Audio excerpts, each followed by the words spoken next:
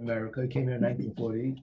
One of the first things that he did was he created this magazine, a Torah magazine, called Akriya Vakadusha, and had information related to Yiddishkeit. In those days, a true Torah magazine was rare. What he did was he also wrote a mimer for the magazine. It was written, not spoken, but written, and it was written in Yiddish.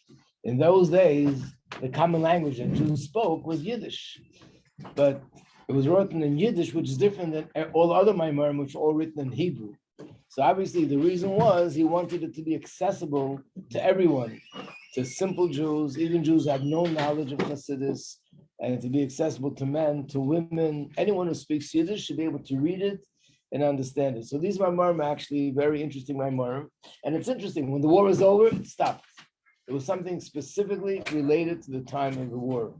It's 5 years of mimarim, and each mimer came out once a month. That was a mimer. And this mimer is about Sfira. So the one sheet I gave you has the pasuk, which he's going to be talking about, and we'll cover as much as we can in the mimer. Anyone who has an interest in having this mimer in Yiddish or in Hebrew, I have it downstairs. I'll make a copy. I just figured better in English so that everybody could follow. So the pasuk says, "Usfartem lochem," you should count to you, mimochra Shabbos, the day after Shabbos, and you should bring the omer hatnufa, the omer as a wave offering, and Sheva Shabboses, 7 weeks, complete weeks, you should count. And how long should you count? Ad mimochras Shabbos hashvius, until the end of the 7th week. You should count 50 days. And then you'll bring a mincha chadasha, you'll bring a new meal offering to Hashem. So there are a lot of questions on this pasuk, which he's going to ask. First of all, we must understand the meaning of the term count for yourselves. What does that mean? We find the same term is used in conjunction with mitzvah of esrog and lulav, where it says you should take for yourselves an esrog and a lulav. But over there it means that you're only allowed to make the bracha on an esrog and lulav that belongs to us, not from that which is stolen. So if I take someone else's esrog and lulav and make a bracha over it, even though I made the bracha, I'm not yaitzah the mitzvah because it's stolen. But here, how could we explain the word lochem, count to you? Just say it should count, you should count. Concerning the Yontav of Shmini Atzeres too, it says, the 8th day shall be a day of Yontav for you. Here the verse is telling us also something, that the holiday and the karbanos, the sacrifices of Shmini Atzeres pertain only to the Jewish people. Why? During the first 7 days of Sukkot, they brought the sacrifices on behalf of all mankind. That's why they brought 70 bulls corresponding to bring bracha to all 70 nations. Now the Medrash says that if the nations of the world would know how much bracha they would get from the Beis HaMikdash, from those 70 korbanos, not only they wouldn't have destroyed it, they would have surrounded it with legions of soldiers to protect it. So the 7 days of Sukkot is for everyone. And the last day is connected to the Yidden. The Medrash offers the following parable. The king made a feast to which he invited all his subjects, and everybody came and they enjoyed themselves. The feast lasted for 7 days. At the conclusion of the 7-day period, he said to his best friend, now that we have fulfilled our obligation to all our subjects, you and I shall celebrate together, because this was his personal, intimate friend. This is the meaning of the term for you, as it applies to Shmini Atzeres. But what does it meant when you use the term regarding Omer? How can the mitzvah of counting Omer possibly be performed in a manner that's not for yourselves? You're counting. Let's turn the page.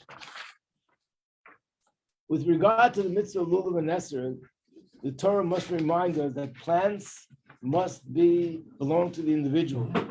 Concerning Shmini Atzeres, the term for you teaches that the sacrifices are different. Coming. Oh, Rabbi Heichaltzu is coming. Okay. When he comes, we'll come finish.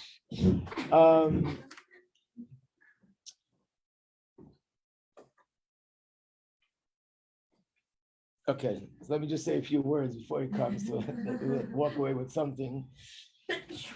So, of course, he's going to explain that the whole union of Sfira Seim is to you. It's about refining yourself. In fact, There's a very beautiful insight in Chassidus. Let me just let him know that I know that he's coming.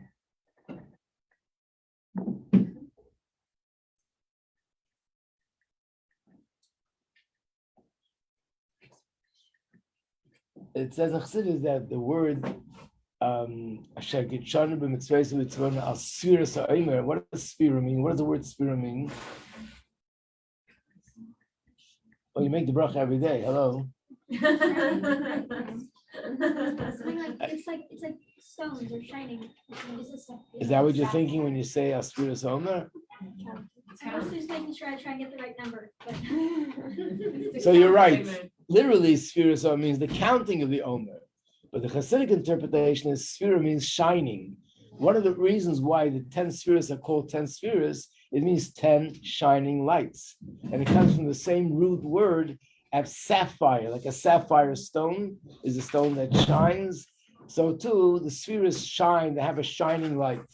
So what we're really saying is, it's a mitzvah and it's a yontif. I mean, the counting of the Omer, the purpose is to cause my Nevesh Bahamis to be shining, that I'm refining my animal soul on the 7 midas. So one of the reasons why it says Lachem is going to explain is that there is another counting, but that's not Lachem. What is that? We're supposed to count the years. Every 7 years is a sabbatical year. Every 50 years is called Yovel, Jubilee year. But who counts? Besdin. The authority of the Jewish people, those who represent halacha, they count the years, not every individual. Sfiras Omer is a mitzvah for each individual to count, which means it's an obligation for each and every one of us to refine our personal midos. That's what it means. There's another interesting thing here, which I'll just leave with you before we finish, and that is, did you see the pasuk? It says to count 50 days. Do we count 50 days? No, we count 49. So the Gemara says, and the Gemara learns this and derives this from the way it's written, that 50 means 50 minus 1. Okay, Rabbi Yazda, take over. Thank you very much. Greatly appreciated.